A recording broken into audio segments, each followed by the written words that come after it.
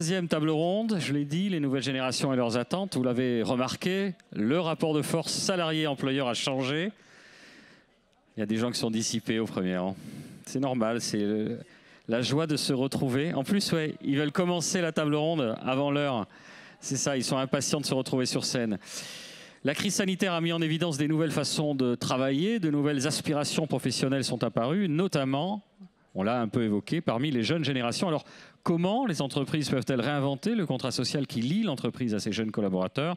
On vous propose d'en discuter tout de suite grâce à l'expertise de nos invités. Voici Paola Fabiani, Vincent Furlan, Stéphanie Lavigne, Sabine Tertre, Émile Noyer. Les échanges se déroulent sous la houlette de Sébastien Dupuis.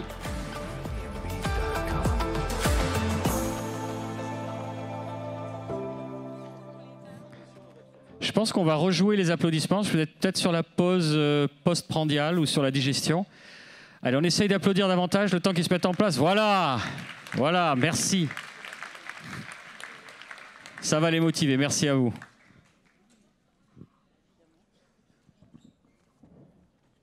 Merci beaucoup, Boris.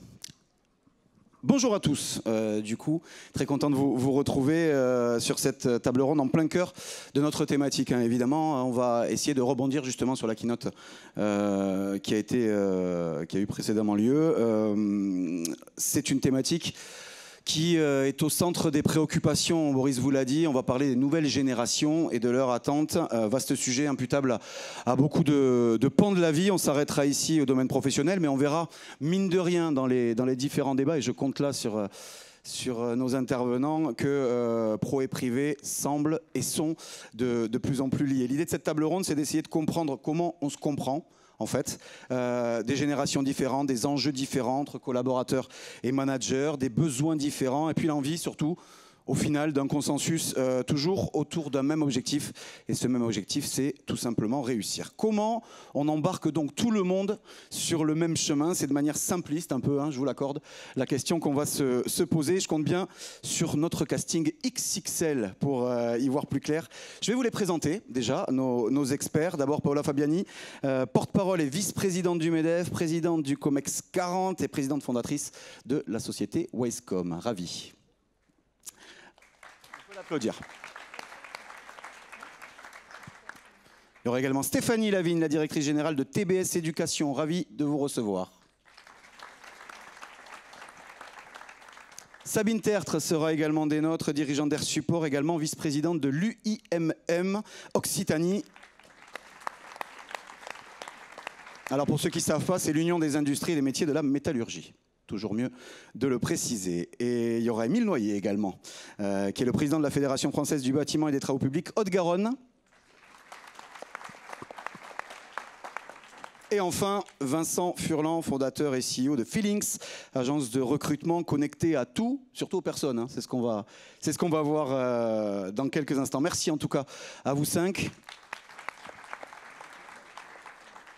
On ne va pas perdre de temps, on va essayer de rentrer un peu dans le cœur de ce qu'on a envie de voir.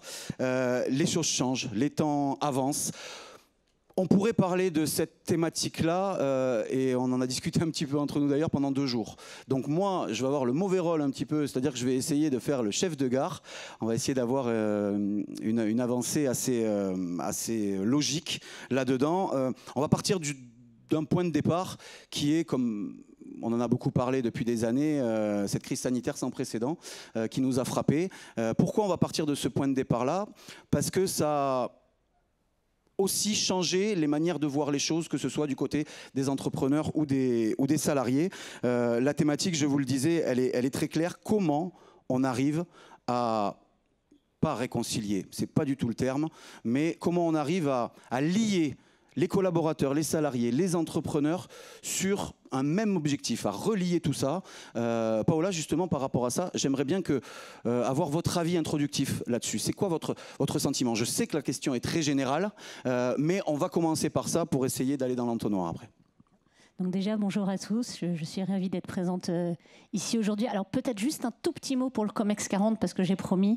Donc le COMEX 40, c'est les jeunes dirigeants du MEDEF, donc de moins de 45 ans, et représenté par Stéphane Carsenac, ici, qui est coprésident du COMEX 40 Haute-Garonne. Donc voilà, et donc c'est là pour venir réfléchir aux grands enjeux sociaux et sociétaux et environnementaux qui vont impacter nos entreprises aujourd'hui et demain. Voilà, j'ai fait très court, mais ça me semble important de le dire.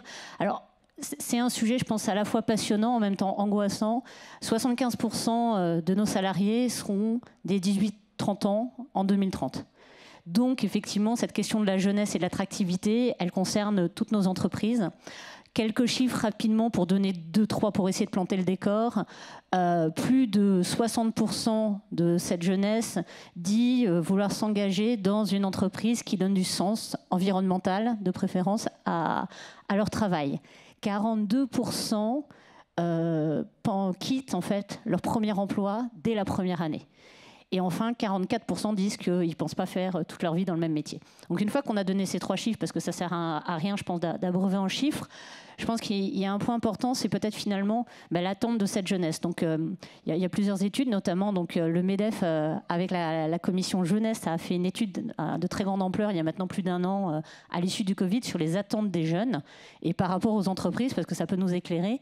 Et les attentes de cette jeunesse, effectivement, ils sont multiples. Alors déjà, on faudrait parler des jeunesses et pas de la jeunesse, parce qu'il y a plein de jeunesses différentes en fonction d'un certain nombre d'éléments, hommes, femmes bien sûr, mais en fonction de leur évolution, de leur milieu familial, de leur accès à un certain nombre d'informations. Donc il n'y a pas une jeunesse, il y en a plusieurs. Je pense que c'est un prisme important.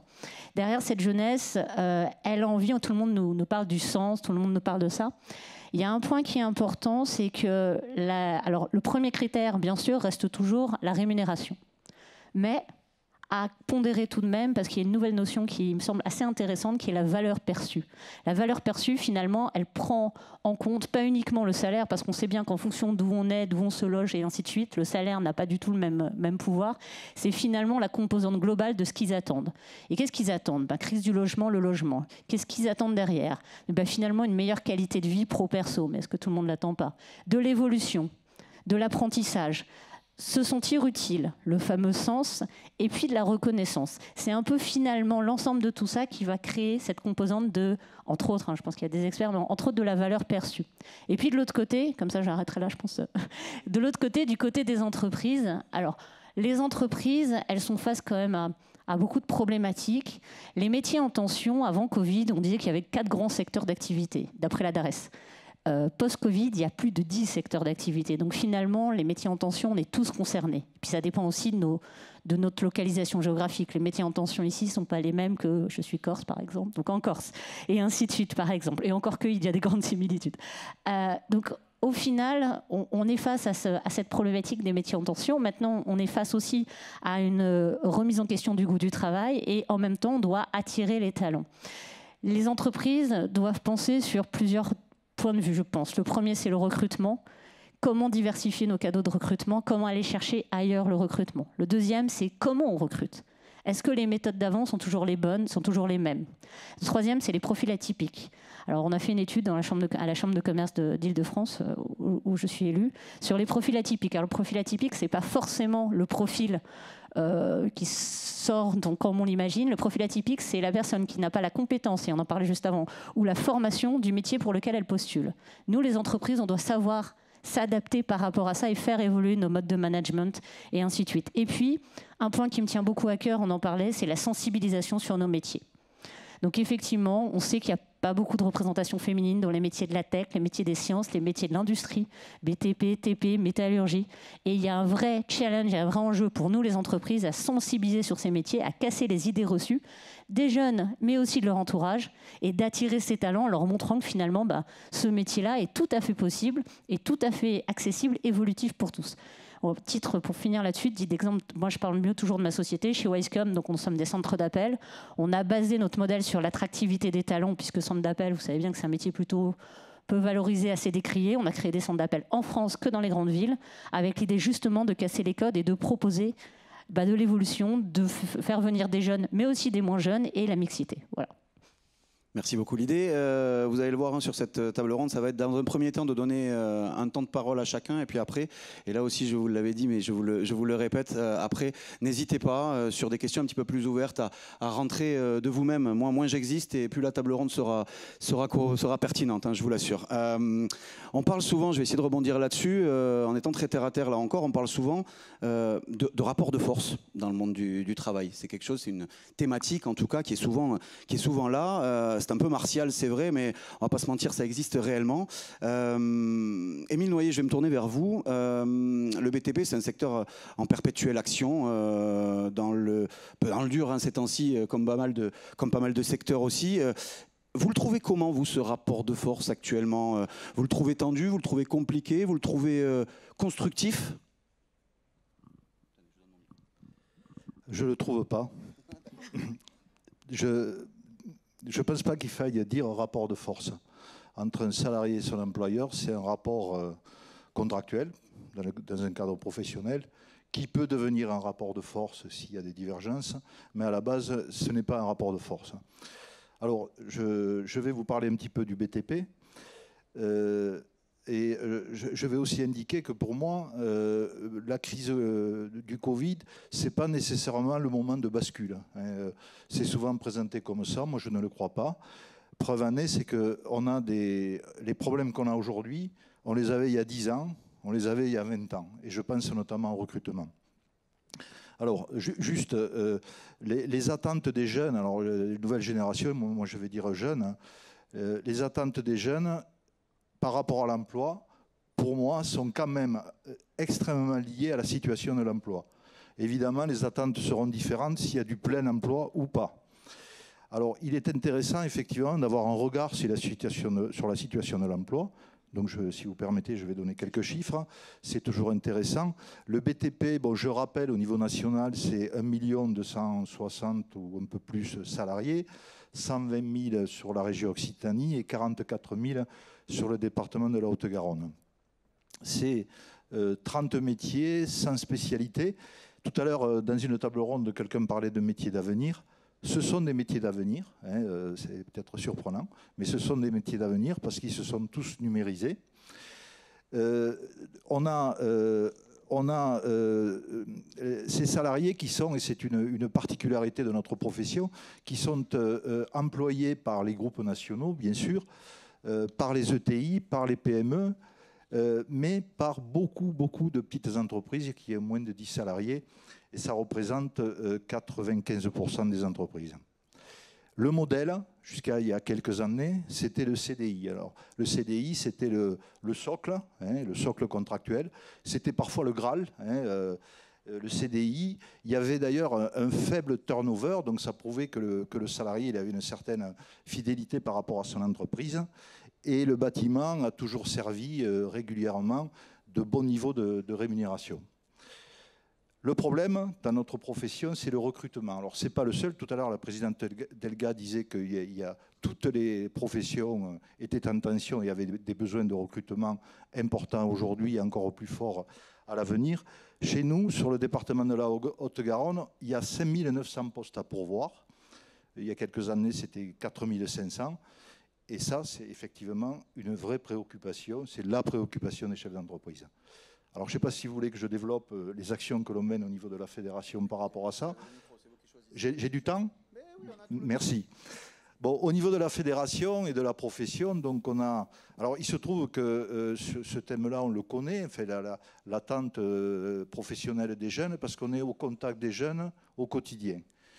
Notamment sur le thème de l'attractivité, où on a créé une marque qui s'adresse aux jeunes. Cette marque, on l'a créée en 2019. It's Time to Build, c'est le nom de la marque. On a des promoteurs de cette marque au niveau des influenceurs. On est sur la totalité des réseaux sociaux.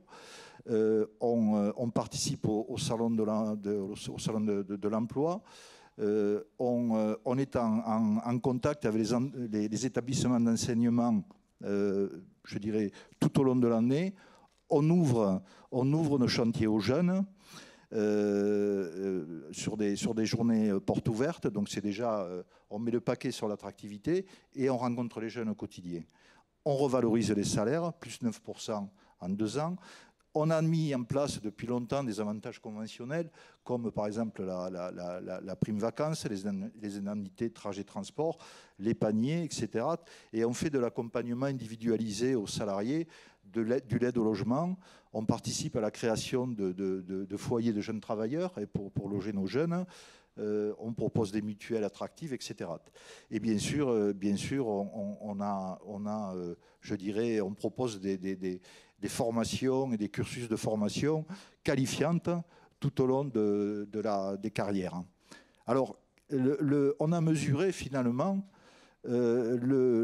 l'attente. Moi, j'ai envie de dire, il y en a 4. Bon, il y a déjà un besoin d'information, peut-être qu'on n'avait pas avant. Avant, on nous disait, tu pars bosser, on partait bosser là où il y avait du boulot, sans information particulière. C'est vrai que le jeune aujourd'hui, il a besoin d'être informé, et c'est légitime. La deuxième attente, me semble-t-il, il a besoin de liberté. Le CDI, je l'évoquais tout à l'heure, qui était le socle de notre relation contractuelle professionnelle, aujourd'hui, il n'a pas grand succès. Les jeunes, on le mesure, ils veulent un CDD, voire de l'intérim.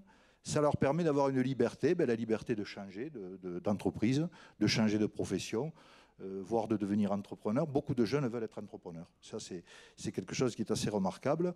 Quatrième chose, flexibilité. Ils veulent de la flexibilité pour mieux concilier leur vie professionnelle et leur vie privée. Alors, il y a des outils pour amener de la flexibilité. On pense tous au télétravail, qui a quand même ses limites, parce que, évidemment, ça ne peut pas concerner les métiers de la production. Et puis, ils veulent avoir un sens au travail, avoir une activité professionnelle respectueuse de l'environnement, de la transition écologique et de l'intérêt général. Ils veulent avoir une utilité sociale. Bon, alors ça, c'était des notions, pardon, mais de notre génération, on en était loin. Mais aujourd'hui, on sent que c'est important pour eux. Et là aussi, ils ont raison. Merci beaucoup. Sabine, on a entendu Émile à l'instant sur les choses qui sont mises en place. Et vous, du coup, entre Air Support et l'UIMM, comment vous faites converger votre petit monde là ? Alors, bonjour à toutes et à tous. Effectivement, il y a un sujet attractivité aussi de nos métiers. Ça, c'est important. L'industrie, aujourd'hui... on n'est pas des influenceurs, donc c'est moins attrayant peut-être. Donc on travaille avec l'UIMM beaucoup sur ces sujets d'attractivité, comment on attire aujourd'hui des jeunes, comment on leur explique, parce que finalement ils ne connaissent pas le monde de l'industrie. Qu'est-ce que c'est l'industrie? Donc on fait la même chose à l'échelle d'Air Support. Donc c'est-à-dire qu'on va dans les collèges et les lycées faire des escape games par exemple. L'UIMM a développé 2 escape games. Un 3e est à venir sur l'énergie pour leur montrer, faire des démos vraiment vivantes au lycée, ce qui se passe dans l'industrie, qu'est-ce que c'est. On fait des événements comme au Salon Sienne qui a lieu prochainement où on leur fait vivre en fait comment je dépanne une usine par exemple, enfin des choses comme ça. On intervient, on fait des classes en entreprise, donc on le fait aussi au sein d'Air Support. Donc vous avez une 30aine de collégiens qui débarquent dans votre entreprise, qui connaissent rien à l'industrie, qui ont l'impression que ça va être très sale, ils arrivent avec plein de préjugés. Et au final, ces gens-là, ils repartent avec le sourire, ces jeunes-là, au bout de 3 jours, parce qu'ils découvrent ce que c'est l'industrie des métiers. Et ça, c'est important. Donc, il y a de nombreuses actions de ce type. Je pense qu'il faut travailler sur les prescripteurs. Alors, moi, j'ai un challenge là, en ce moment, avec le rectorat aussi, c'est d'essayer de faire venir les parents en entreprise. Alors, on a fait les profs en entreprise. Donc ça se passe bien et ils découvrent plein de choses, plein de métiers. Comme ça, ils sauront mieux expliquer à nos enfants. Je ne sais plus qui tout à l'heure disait qu'il était à la rentrée de 6e. Moi, ma fille a 20 ans, mais quand j'ai fait les orientations en terminale, j'étais effondrée de ce que j'entendais. Donc il faut vraiment recréer du lien entre le monde de l'éducation et le monde des entreprises. Ça, c'est important. Donc, il faut que les profs viennent en entreprise, que les élèves y viennent. Mais pourquoi pas les parents? Parce qu'effectivement, ce sont des prescripteurs importants qui connaissent pas forcément, parce que c'est pas forcément leur milieu de travail, ce qu'est l'industrie. Donc, on essaye de lancer là, des portes ouvertes pour les parents et faire venir les parents en entreprise. Donc il y a plein de sujets d'attractivité, des jeunes et des moins jeunes d'ailleurs. On fait beaucoup de réorientation aussi de gens avec le Pôle emploi qui intervenait tout à l'heure. Ça s'appelle des AFPR, où on prend des gens d'autres secteurs d'activité ou qui ont besoin de se réorienter. Et grâce à l'aide du Pôle emploi, on les intègre dans l'entreprise, on leur fait découvrir nos métiers et après on les forme. Donc c'est tout ce travail de dire comment effectivement on attire aujourd'hui les gens dans l'industrie, d'où qu'ils viennent. Effectivement, CDD, CDI, enfin, il y a plus de, ça n'a pas d'importance. Effectivement, le 100 CV, je sais que Vincent en a déjà parlé, mais aujourd'hui, on recrute beaucoup des gens aussi sur leur savoir-être. Pour moi, c'est 70% le savoir-être. Le savoir-faire, ça s'apprend. Et donc ça, c'est tellement important. Donc aujourd'hui, on travaille là-dessus. C'est aussi tout ce que fait l'UIMM. On invente aussi des nouvelles formations, les formations de demain sur les nouveaux métiers. Mais on a beaucoup de remises en question sur ces sujets-là pour écouter aussi les jeunes et savoir leur parler pour rendre nos métiers attrayant, voilà. Et une vraie RSE aussi, ça c'est important. Moi je prône depuis toujours, ça n'existait pas, ça s'appelait pas la RSE. Une RSE sincère, authentique. On ne fait pas de la RSE pour faire de la RSE. On essaye dans nos entreprises de les animer, de les faire vivre avec des vraies valeurs sincères. Et je crois que c'est ce qui vraiment compte beaucoup aujourd'hui pour tous ces jeunes.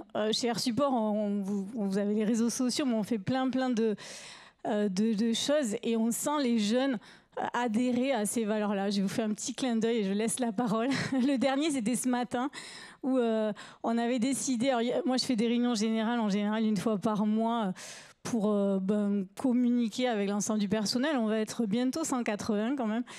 Et aujourd'hui, on avait lancé un petit déjeuner qui était comme un air de plage. Et en fait, c'était un camion qui avait des beignets, des chouchous et des choses comme ça pour dire ça rappelle la plage, c'est la fin des vacances, mais on va éviter le cafard.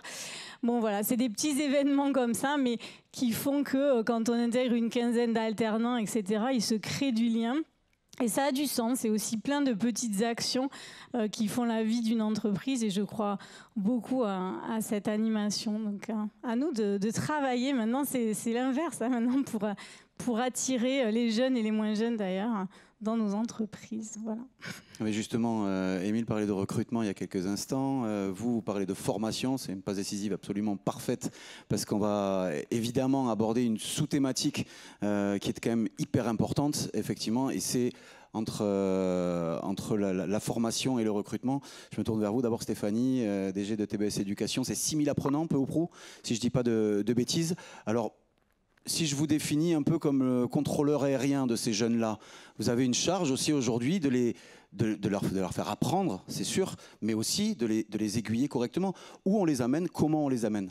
Oui, merci beaucoup. Merci pour l'invitation, je suis très honorée et très contente aussi parce que je peux parler des jeunes. Alors nous, on accueille des jeunes à l'école de commerce de Toulouse, donc TBS Éducation, mais on s'intéresse beaucoup aussi à la jeunesse en général, dans l'enseignement supérieur. Quelque chose qui est sympa, c'est que chaque année, quand on accueille nos nouvelles promos, on a devant nous une jeunesse. C'est une jeunesse qui fait des études supérieures. Alors chaque année, ils ont le même âge, mais nous, on prend un an de plus chaque année. Et chaque année, on voit des choses qui s'installent de façon structurelle. Il y a des modes, hein. Il y a des effets de mode sur les secteurs où ils ont envie de bosser, de types d'entreprises qu'ils ont envie de rejoindre. Et puis il y a des choses qui sont plus structurelles. Alors je rejoins beaucoup Paola sur l'histoire de la génération. Alors dans le jargon des sociologues et dans mon jargon à moi, on parle de la génération Z pour dire quoi? Alors génération Z, c'est les jeunes qui sont nés entre 97 et 2010.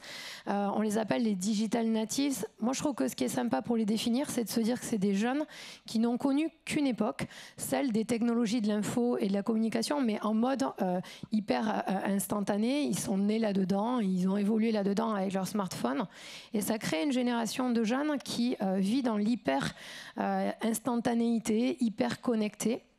On les appelle les générations de zappeurs. Et d'ailleurs, quand on est professeur à l'école, on doit décupler d'efforts pour arriver à capter une attention plus d'un quart d'heure dans un amphi, là où auparavant, on pouvait faire 3 heures d'amphi. C'est plus impossible de faire 3 heures d'amphi avec un prof. Il n'y a personne qui voudrait le faire. Donc, c'est une génération qui est très, très, très instantanée, très émotionnelle, très émotive, qui a tendance un petit peu à surréagir à l'information en flux continu. Alors, moi, ce que je trouve qui est intéressant, c'est comment nous, écoles, on pourrait se mettre en relation plus proche avec les entreprises de notre territoire pour mieux comprendre ce que les entreprises attendent et donc mieux former nos jeunes. En revanche, nous, on peut aussi parler aux entreprises de comment sont nos jeunes. Moi, je dirais qu'il y a 3 attentes et je reprends beaucoup d'éléments qui ont été évoqués par vous 3. La première attente, c'est vrai qu'on dit ils ont une quête de sens. Alors, c'est vrai que moi, quand j'y pense, je me dis pas que quand j'étais jeune, j'avais pas une quête de sens, quoi. Il me semble qu'on avait aussi une quête de sens. En revanche, ils l'expriment clairement aujourd'hui. Choisir une institution, une école, une fac, ça se fait sur un critère aussi très fort, c'est est-ce que l'université que je vais rejoindre ou l'école que je vais rejoindre va intégrer dans ses enseignements, dans sa formation, des préoccupations environnementales, cette urgence climatique, des questions de responsabilité sociale, d'inclusion, de diversité. Et si l'école ne le propose pas, je suis prêt à ne pas rejoindre cette école. Autrement dit, le sens que moi je trouve important, je l'attends de l'école que je rejoins, et ben, du coup je l'attends aussi de l'entreprise que je vais rejoindre. Ça peut devenir un critère de choix. Donc je me dis que si j'étais une entreprise qui cherche à recruter des jeunes et des moins jeunes, et nous aussi à l'école on recrute, je mettrais en avant toutes les actions que je mets en œuvre pour montrer de l'engagement sociétal et montrer en quoi l'entreprise elle est utile, elle crée de la valeur du point de vue de cette valeur globale que recherchent les jeunes. La deuxième chose que je vois, c'est cette cohérence dont vous avez parlé entre l'espèce d'équilibre vie perso, vie pro. Je crois que tout le monde autour de cette table, on est tous attachés à avoir cet équilibre vie perso, vie pro. Ce qui change beaucoup quand on les écoute, c'est que en fait, la valeur travail, elle est moins sacralisée comme étant le truc numéro 1 pour réussir et s'accomplir, mais elle est quand même très présente. C'est juste que dans la pondération, ils disent que le truc le plus important pour eux, c'est la vie perso et qu'ils ne sont pas prêts à sacrifier ce que nous, on a fait, hein, en mode donneur de leçons un petit peu. Alors bon, on n'a pas sacrifié nos vies perso pour autant, mais ça se matérialise pour eux par je ne veux pas que cette valeur-là soit au centre de mon existence. Et le troisième point sur lequel nous, on les entend beaucoup, c'est la remise en question des entreprises dans leur façon d'être managées, gérées par rapport à l'autorité. En fait, les jeunes, ils n'aiment pas qu'on leur dise qu'il va y avoir une entreprise verticale avec le modèle de l'autorité très classique. Alors, ils veulent que des trucs en mode projet, collaboratif. Ils disent qu'ils ont besoin d'être mis en situation de confiance, d'autonomie. Et du coup, ça redéfinit un peu le rôle de ce qu'ils attendent du manager ou du leader. Ils diront pas que le leader, c'est celui qui donne un cap, celui qui contrôle la réalisation des objectifs. Pour eux, un bon leader, c'est quelqu'un qui manage une équipe avec de l'enthousiasme, qui fédère, qui provoque de la cohésion. Et donc tout ça, c'est à repenser un petit peu par rapport à cette évolution des mentalités. Alors moi, sur le Covid, et pour terminer, je trouve que les jeunes, ils ont été hyper malmenés pendant le Covid. Ça n'a pas été la préoccupation de notre gouvernement, en tout cas dans les premiers mois du Covid. On a eu des souffrances psychiques, financières très fortes pour nos étudiants qui ont perdu des jobs, des contrats d'alternance et beaucoup d'isolement. Et cette période, je crois, pour avoir beaucoup échangé avec eux, parce qu'on s'est beaucoup soucié d'eux, je suis d'accord avec vous quand vous dites les problèmes qu'on avait avant, Émile, ça n'a pas radicalement changé le marché du travail. Par contre, il me semble qu'il y a un truc qui a changé, c'est qu'ils ne veulent plus entendre que quelque chose est impossible. C'est-à-dire qu'avant le Covid, on n'aurait jamais pensé qu'on pouvait arrêter une planète, arrêter l'activité économique, arrêter une vie sociale. Tout ça paraissait complètement délirant. Pourtant, ça s'est passé. Alors aujourd'hui, ils n'acceptent pas qu'on leur dise que l'urgence écologique, climatique, les préoccupations environnementales ne soient pas possibles parce qu'ils ont ce sentiment d'urgence à faire et à rendre possible. Et ça se matérialise par 2 choses pour moi. La première, c'est qu'ils n'ont pas peur. Nous, on était toujours, je pense, un petit peu craintifs quand on rentrait sur le marché du travail. On se disait, on faisait des plans de carrière, on se disait, oh, je vais commencer là. Il y avait un truc à la sortie de l'école de commerce il y a 15 ans. Les jeunes disaient, moi, je vais démarrer ma carrière par l'international. Je vais partir 5-6 ans à l'international, puis quand j'aurai fait ça, je reviendrai en France et puis je construirai une vie personnelle. Bon, c'était un schéma, voilà. Aujourd'hui, ce schéma n'existe plus et donc je pense que eux, ce qu'ils se disent, c'est je veux rentrer dans une entreprise qui me permet de répondre à mes aspirations personnelles et qui va me procurer deux choses. Pour moi, la première, c'est de l'autonomie, de la flexibilité. Donc peut-être que nous, entreprises et recruteurs, il faut qu'on revoie nos schémas. Et effectivement, le CDI, ça ne les fait pas rêver. Donc il faut peut-être qu'on se dise que quand un jeune prend un CDD, c'est peut-être pas si grave. Hein. C'est peut-être que lui, il attribue moins de valeur à cette forme contractuelle. En revanche, ce qui est important, et j'aime beaucoup ce qu'a dit Paola, et ça, il faut qu'on l'ait bien en tête, en 2030, c'est 75% des jobs dans nos entreprises qui seront occupés par cette génération. Et cette génération, elle dit un truc très clair. Elle ne se voit pas, rester dans la même entreprise tout au long de sa vie. Alors ça a pu nous animer. Mais en revanche, elle ne se voit pas faire le même job, le même métier. Et ils n'ont absolument aucun problème à se dire qu'ils vont changer radicalement. Et du coup, c'est un peu un métier qui nous anime à l'école. C'est que nous, on est super fans d'un concept qui s'appelle la formation tout au long de la vie. Et je crois que les entreprises qui vont s'en sortir à l'avenir seront des entreprises qui, dès lors qu'elles recrutent un jeune, vont directement lui proposer quelque chose qui est de la formation dans l'entreprise pour changer de métier à l'intérieur de cette boîte. Ça permet de maintenir, retenir les talents, mais il faut vraiment avoir en tête ce truc de comment je les garde, tout en se disant que j'avais recruté quelqu'un pour le poste A, oui, ok, il va faire le poste B dans quelques temps, mais il a du talent, alors voilà, je vais le garder en faisant de la formation. Bon, voilà quelques grandes lignes. Non, mais c'est très bien parce que du coup là aussi on va essayer de boucler la boucle avec Vincent, qui donc je vous le disais CEO de Feelings. Alors je vais vous laisser plutôt vous décrire un petit peu ce qu'est Feelings. Si je dis une agence de recrutement 2.0, ça vous va? C'est un peu réducteur? Ça me va, ça me va. Non, c'est pas mal. Merci pour l'invitation déjà. Donc Feelings, nous on a un cabinet de recrutement spécialisé dans le recrutement de profils middle et top management. En effet, quand on a créé la société, notre objectif c'était vraiment de casser les codes du recrutement classique, casser les codes du chasseur de tête, comme on peut imaginer en costume, cravate, bouton de manchette, qui fait un peu peur aux candidats, et vraiment être proche du candidat qu'on recrute, et essayer surtout de rendre cet entretien de recrutement le moins informel possible. Et je rejoins un petit peu ce que disait Sabine.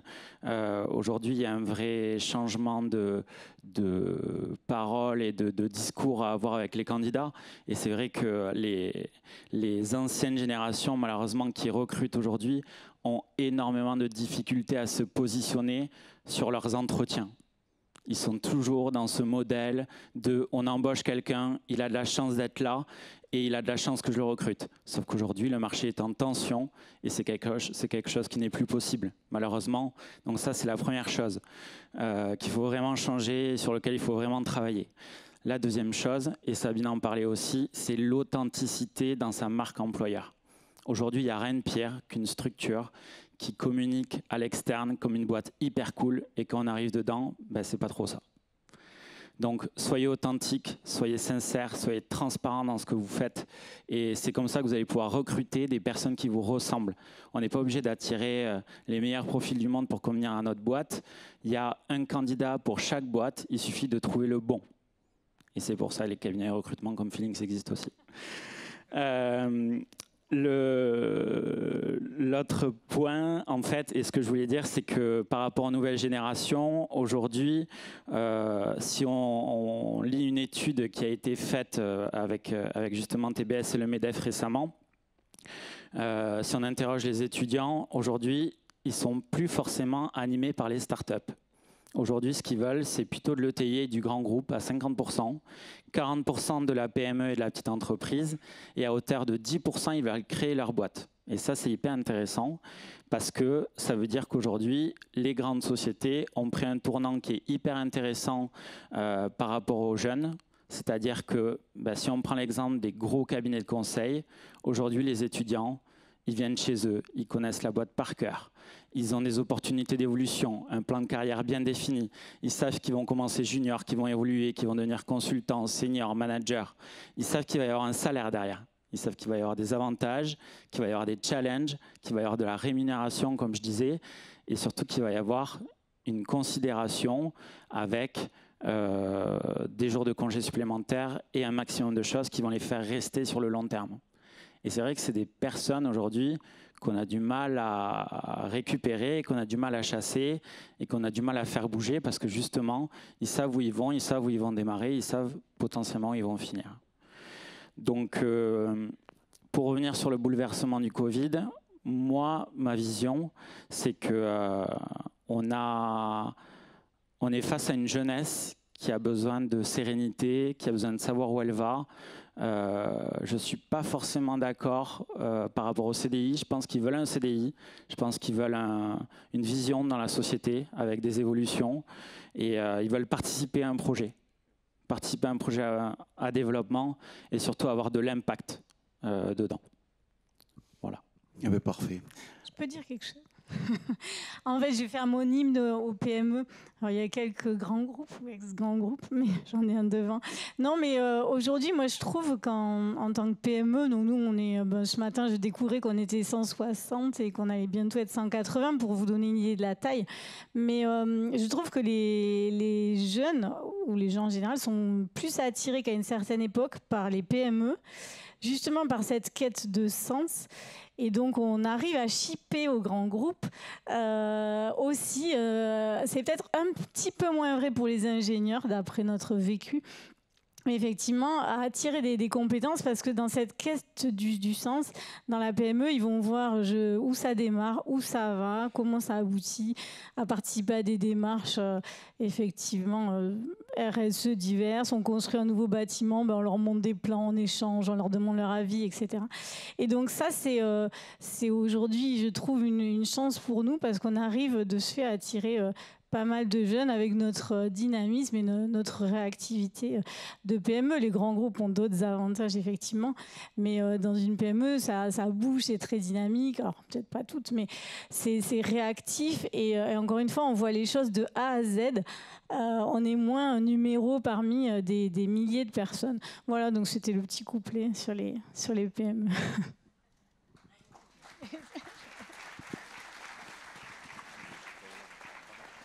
Ouais, je voulais rebondir aussi sur les PME et les ETI. Je pense qu'effectivement, alors nous on est une PME un peu plus grosse de 200 personnes, mais effectivement il y a un regain. Alors, mais moi je n'opposerai pas les différentes tailles d'entreprises. Au final, chacune apporte son avantage et sa philosophie, mais en tout cas, je pense qu'il y a effectivement un regain des PME, ETI et l'entreprise familiale, etc. notamment, qui est assez présente. Je voudrais juste rebondir sur 3 points rapidement.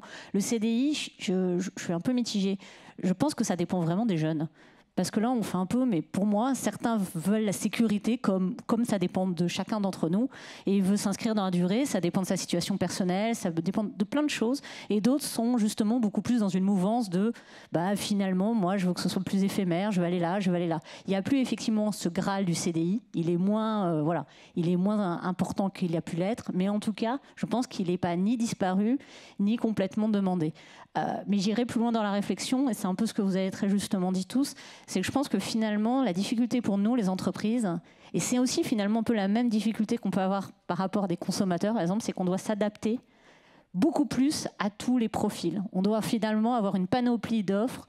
Flex working, alors nous on appelle ça le flex working, qui veut du télétravail, qui n'en veut pas, qui veut du mix, en fonction de sa situation. Donc nous, par exemple, tous les 6 mois, on revoit le salarié pour voir où il en est, parce qu'en fonction, je ne sais pas, il emménage, il est jeune, il emménage et il part de chez ses parents, il veut du 100% télétravail, par exemple. Par contre, avant, il ne voulait pas parce qu'il ne pouvait pas en faire, et ainsi de suite. C'est la même chose sur CDD, CDI, c'est la même chose sur les évolutions.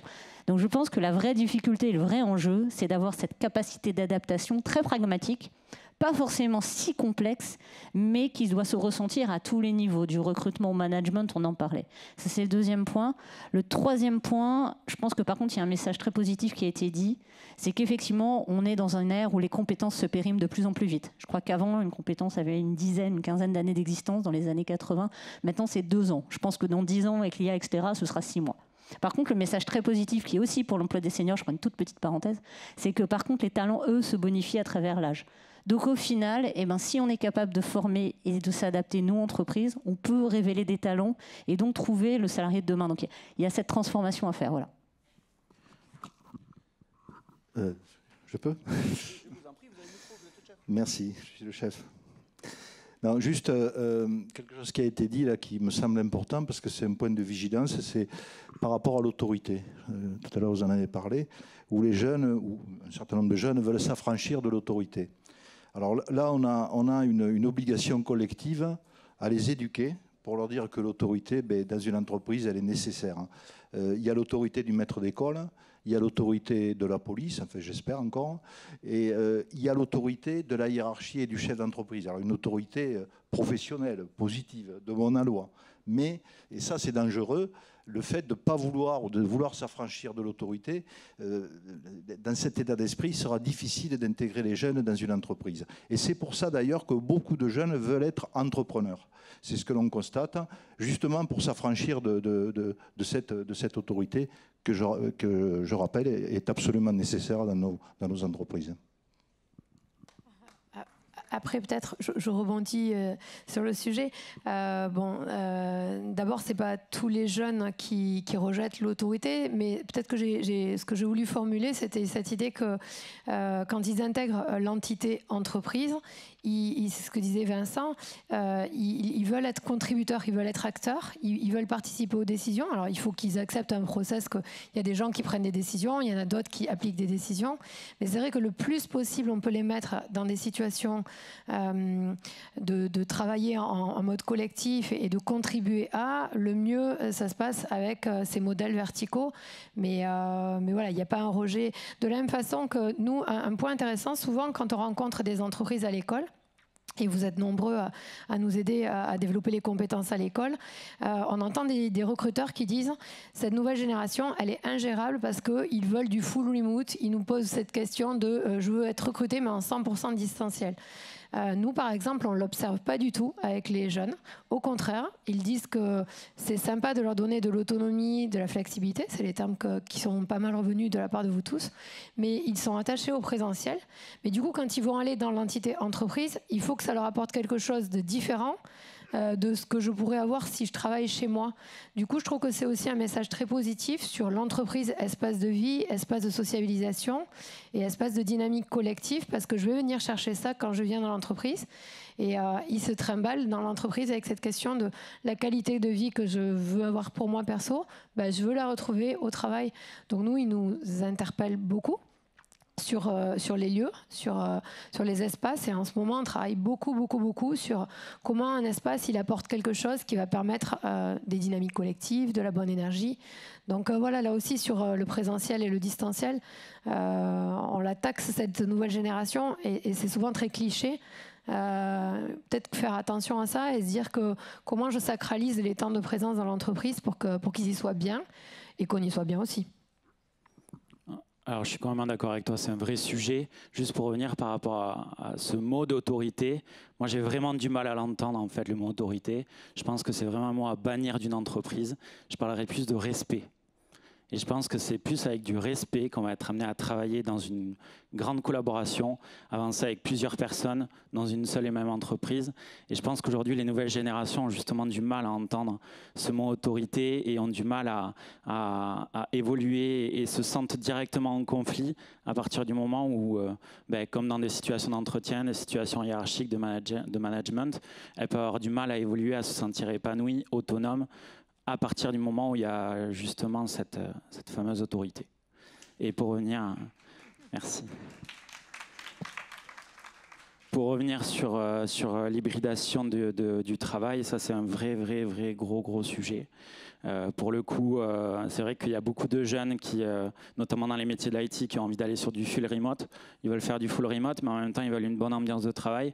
Comment tu veux pas être dans une entreprise et bénéficier d'une bonne ambiance de travail? Enfin, c'est des choses qui sont très compliquées et très complexes. Je pense qu'en fonction des métiers, il y a des choses qui sont plus faciles à faire que d'autres. Je pense que sur les métiers de l'informatique, en effet, et sur les métiers des devs, c'est vraiment quelque chose qui est simple, où on arrive à fédérer des profils, à laisser travailler les gens en les autonomisant au maximum. Il y a d'autres métiers où on a besoin d'être ensemble, besoin de collaborer, besoin d'échanger. Et c'est là où, en effet, le fait de pouvoir travailler en full remote est juste impossible, quoi. Alors là où je suis assez content, j'avoue, c'est que dans le choix des intervenants de cette table ronde, c'est qu'évidemment on a des experts, on a des talents, mais on a aussi, et c'est ce qu'on voulait faire, peut-être des visions différentes. Et moi, je voudrais rebondir là-dessus, c'est pas une morale de l'histoire, pas du tout, mais c'est une question qui me vient comme ça. Est-ce que finalement, dans le recrutement ou dans la manière de voir le travail, que ce soit du pan du salarié ou du pan du chef d'entreprise, est-ce que le mot d'ordre, c'est pas l'individualisation justement aujourd'hui? Paola en parlait un petit peu tout à l'heure. Est-ce que l'idée aujourd'hui, c'est pas de dire, c'est peut-être pas fondamentalement différent d'époque en époque, mais peut-être qu'aujourd'hui, il y a moins de portraits robots en fait, du salarié, ou moins aussi de portraits robots du chef d'entreprise. Est-ce que ça parle à quelqu'un, ça? Ouais. Moi, je suis tout à fait d'accord. Si, c'est vrai que c'est sûrement le métier le plus difficile de gérer l'humain dans une entreprise, parce qu'on peut gérer des machines, des programmes, etc. Et je trouve que c'est vraiment important, effectivement. Alors c'est difficile, on ne peut pas tout individualiser, mais c'est important que les managers, le dirigeant, les DRH, etc., considèrent ça, parce que c'est aussi considérer des talents, des futurs talents, d'arriver à faire bouger les gens. Et finalement, mieux on arrive à comprendre les gens, à percevoir ce qu'ils veulent, ce qu'ils valent, ce qu'ils sont capables de faire, même s'ils ne le savent pas forcément, mieux on va arriver à les amener vers des nouveaux postes. Même, c'est plus difficile dans une PME, mais on y arrive. Et donc ça, c'est important pour garder le meilleur finalement de chaque individu, mais que lui aussi s'épanouisse. Donc c'est sûrement le travail le plus difficile, mais je pense que c'est aussi la clé de la réussite pour une entreprise. Ouais, moi, ce que j'ai dit, donc effectivement, je suis d'accord. Après, je pense que c'est un focus, c'est un phénomène quand même de société, pas uniquement de nos entreprises. C'est-à-dire que nous, encore une fois, je citais le consommateur volontairement, mais nous, citoyens, consommateurs, on veut de l'individualisation. Quand on fait appel à une marque, elle veut qu'elle nous reconnaisse. Quand on va dans un lieu, on veut être connu, mais que ce soit sur le web ou n'importe quoi. Donc c'est quand même des marqueurs qu'on donne à nos jeunes, donc à nos futurs salariés, ainsi de suite. C'est finalement d'être hyper spécifique et d'être identifié et reconnu. Je pense que c'est un vrai challenge pour l'entreprise de le faire, parce qu'avant, on était beaucoup plus dans le macro, maintenant, on nous demande du micro. Il faut arriver à faire la part des choses entre les deux, parce que trop d'individualisation, après, c'est pas faisable, on perd nos algorithmes et ainsi de suite. Mais pour autant, je pense que ça passe beaucoup par la reconnaissance. Alors, le débat sur l'autorité, je ferai juste un mot. Je dirais pas autorité, effectivement, mais par contre, je dirais légitimité du manager. Et je pense que c'est cette logique d'authenticité, de légitimité qu'ils recherchent. Et c'est un mix entre finalement respect et autorité. C'est pas pour faire un truc entre les deux, c'est ça. C'est-à-dire que maintenant, ils remettent encore plus vite en question. Voilà.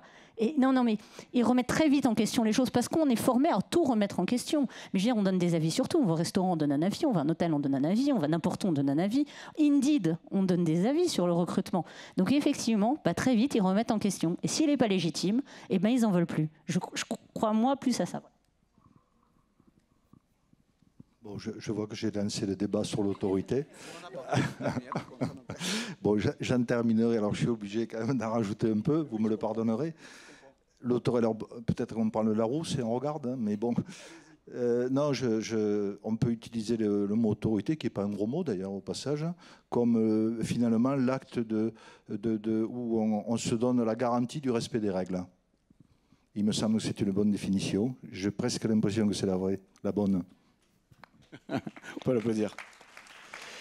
Pour terminer, je vais vous demander un petit exercice de style, figurez-vous, un petit épée, ça va parler à certains. Petit mot de conclusion pour chacun, une petite minute maximum, sur la thématique générale, les nouvelles générations et leurs attentes, suivant le pan sur lequel vous vous situez, suivant le pan sur lequel vous avez envie de rebondir. Je vous donne une petite minute chacun. Allez, je démarre. Moi, je dirais qu'on a une chance incroyable, c'est d'avoir une jeunesse engagé, qui a envie de réparer le monde, qui veut de marquer, voilà, avoir un impact, et qui a envie qu'on lui confie des responsabilités, qu'on lui confie de la confiance, qu'on lui confie de l'autonomie pour réaliser des choses. Donc il faut se mettre en ordre de marche dans les entreprises pour accueillir ces générations, arriver à s'adapter le plus possible à toutes ces évolutions, mais se dire que c'est une formidable chance d'avoir cette génération et de surtout pas la stigmatiser comme on a tendance à le faire en ce moment, parce que ça c'est vraiment trop dommage. Donc moi j'ai super confiance et voilà, une grande chance d'avoir cette génération.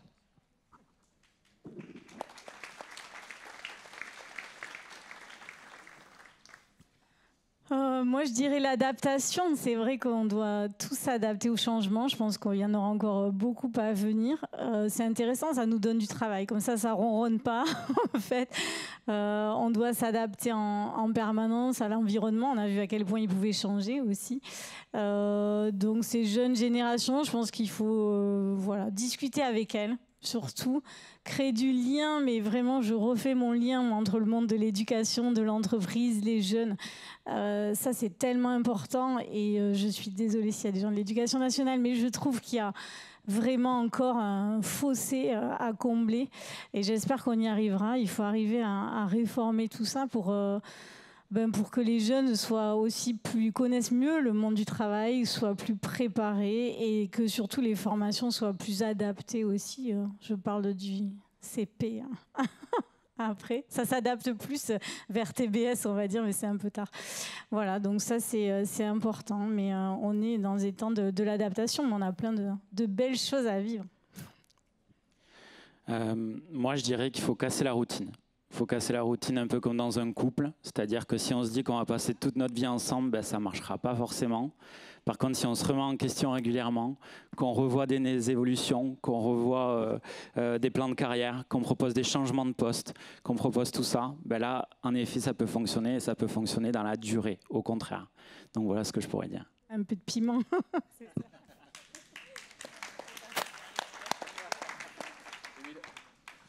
Non, moi, je suis très court, je suis rassuré parce que c'est vrai qu'il y a beaucoup de jeunes qui portent encore cette valeur travail, hein, on peut le dire, cette notion du travail. Et c'est très rassurant. Et je vois les jeunes qu'on recrute, il y a de très bons éléments motivés. Et c'est vrai que, au niveau des entreprises, on a un effort à faire. Hein, il faut les intégrer dans des modèles un peu différents. On ne va pas casser complètement le modèle de nos entreprises, mais il faut le faire évoluer pour pouvoir les intégrer au mieux.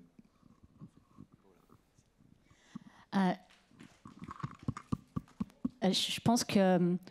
Est-ce que quelque part toutes les jeunesses n'ont pas toujours voulu changer le monde déjà? Alors je suis pas très vieille, mais je sais pas, en 68, quoi. En tout cas nous, je pense que c'est le propre de la jeunesse de vouloir tout changer et bouleverser et justement remettre en question et ça nous bouscule et c'est bien.